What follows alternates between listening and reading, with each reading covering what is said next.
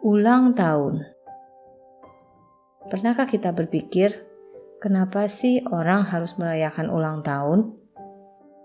Meskipun tidak melulu harus meriah, tetapi setiap orang pasti merasakan sesuatu yang spesial di hari ulang tahunnya. Meskipun tidak selalu harus ada kue ulang tahun, tiup lilin ataupun hadiah, setidaknya ada saja yang mengingat dan mengucapkan selamat ulang tahun. Biasanya, ucapan selamat ulang tahun juga disertai dengan ucapan harapan atau doa, seperti misalnya, semoga panjang umur, sehat dan bahagia, wish you all the best, Tuhan memberkati. Ucapan dan harapan tersebut banyak sekali kita terima, baik secara langsung maupun melalui media sosial. Semuanya mengandung harapan yang positif dan memberikan sukacita tersendiri bagi kita yang berulang tahun. Lalu, apa arti sebenarnya ucapan selamat ulang tahun itu sendiri? Dan kenapa ya harus diulang setiap tahun? Toh nantinya tahun depan kita akan mengulang hal yang sama, mendapatkan ucapan yang hampir sama, dan perhatian yang sama, serta harapan yang hampir sama. Apakah kita kurang panjang umur? Apakah kita kurang bahagia? Apakah kita kurang berkat dari Tuhan? Sehingga kita merasa wajib mendapatkan harapan-harapan yang hampir selalu sama tiap tahun dari orang lain? Haruskah kita menunggu orang lain mendoakan umur kita supaya panjang? Atau mendoakan kebahagiaan kita? Atau mendoakan berkat-berkat untuk kita? Apakah dengan semakin banyak orang yang mengucapkan dan mendoakan kita akan dapat semakin berbahagia? Apakah kita akan semakin panjang umur? Apakah dengan mengaminkan semua doa-doa tersebut, kita akan mendapatkan kebahagiaan, sukacita, dan umur panjang? Tidak ada yang salah dengan saling mendoakan dan saling berharap. Namun, terkadang kita menjadi bergantung kepada harapan-harapan manusia dan menjadikan doa dan harapan orang lain itu sebagai magic word untuk memberikan kita kebahagiaan hidup di dunia, dan kita lupa berharap kepada Sang Pemilik hidup ini. Kita terlalu terbuai dengan makna all the best secara duniawi, di mana kita telah menjadi yang terbaik bila kita hidup berkecukupan, kita sehat, kita hidup baik dan benar, bahagia, dan sebagainya. Pengkhotbah 2 ayat 11 mengatakan, ketika aku meneliti segala pekerjaan yang telah dilakukan tanganku dan segala usaha yang telah kulakukan untuk itu dengan jerih payah, lihatlah, segala sesuatu adalah kesia-siaan dan usaha menjaring angin. Memang tidak ada keuntungan di bawah matahari. Kalau kita merefleksikan kembali kehidupan kita, hidup ini seperti roda yang berputar dan berulang. Apa yang kita lakukan, apa yang kita cari, apa yang kita kerjakan, apa yang kita usahakan, itu adalah untuk memenuhi kepuasan diri kita yang selalu kita kejar dan tidak pernah puas. Segala sesuatu pada akhirnya menjadi sia-sia. Ulang tahun seharusnya merupakan waktu di mana kita merefleksikan tentang siapa diri kita di hadapan Tuhan dan siapa Tuhan bagi diri kita.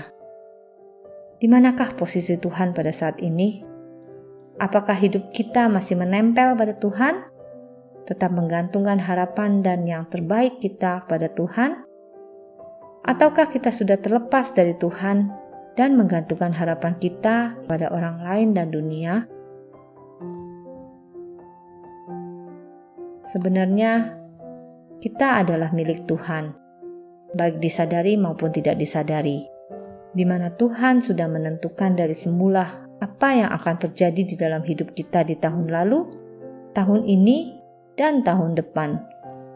Seperti yang tercantum pada Roma 8 ayat 29.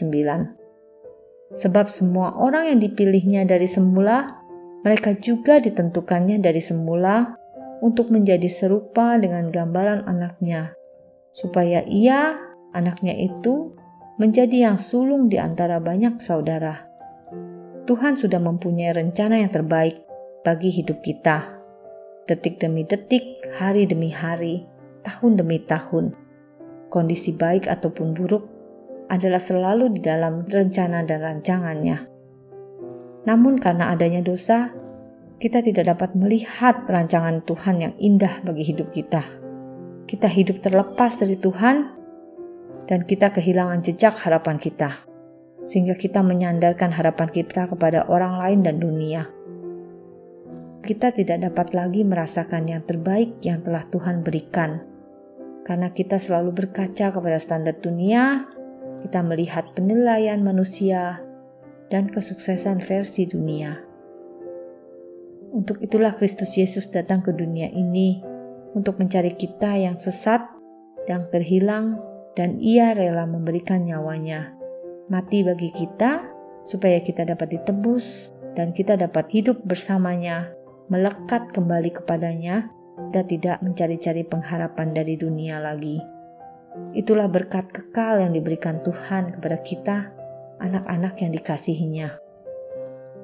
Melalui ulang tahun, kita diingatkan kembali untuk kita mereset ulang hati dan pikiran kita, menghitung kembali berkat Tuhan yang tak terhingga, dan bersyukur bahwa selama kita bersamanya, kita puas, kita aman, dan kita selalu di dalam posisi yang terbaik menurut versi Tuhan.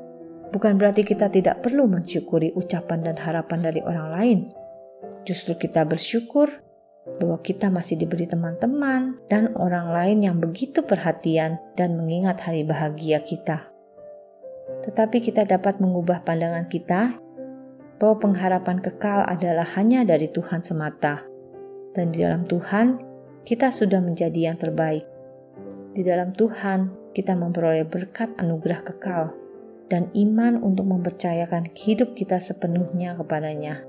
Dalam kondisi susah maupun senang, sehat maupun sakit, sukacita tetaplah penuh di dalamnya.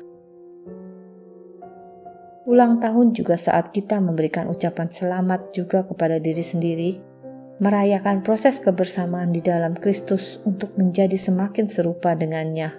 Dan bila kita masih diberikan kesempatan untuk menikmati hidup ini, biarlah kita menikmatinya di dalam Tuhan, bersama Tuhan di dalam rencana dan rancangannya. Karena itulah yang terbaik, itulah yang memberikan sukacita dan kepuasan kekal.